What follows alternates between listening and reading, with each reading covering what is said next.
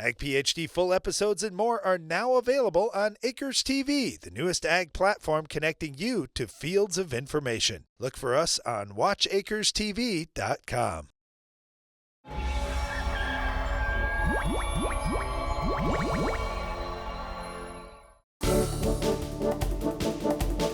During our Farm Basics time today, we're going to talk about frost. Is frost a good thing for a soil, or is it not?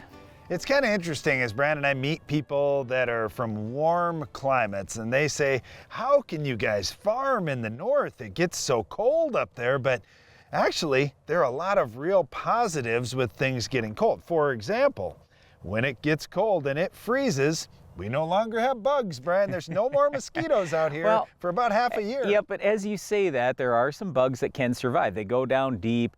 They basically are hibernating down there, or in some cases, there are eggs laid. And so, yeah, the adults don't live anymore, but the eggs survive that frost. But yes, we can kill insects, we can kill diseases. In some cases, we might even kill a few weeds out there. That's a really good thing. Well, you mentioned the diseases, and this year there was a lot of southern rust that blew up into the northern United States.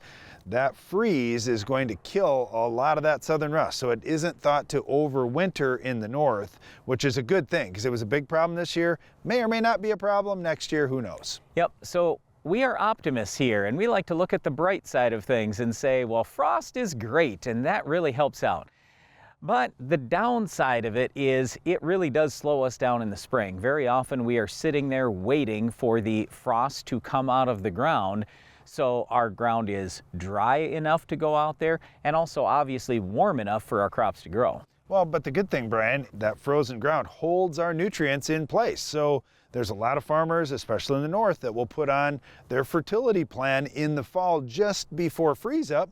Well, there's not going to be any leaching. That ground is frozen. Yep. Yeah, that's absolutely right. So, I mean, you can look at this in a positive or negative way, but probably the biggest question we actually get about freezing is, can it help me eliminate compaction on my farm? Well, it can certainly help a little bit, especially if you've got some moisture in the ground. And that's one of the challenges in drought years. There's really no moisture in the ground.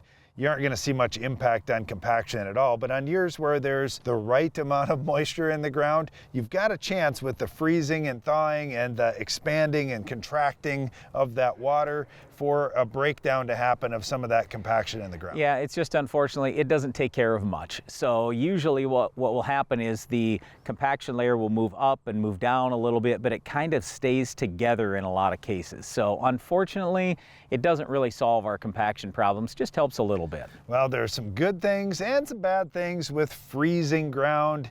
Depending on where you're at, you really don't have a choice in the matter. If it's a colder climate, you're going to have the ground freeze in the winter and then thaw back out in the spring.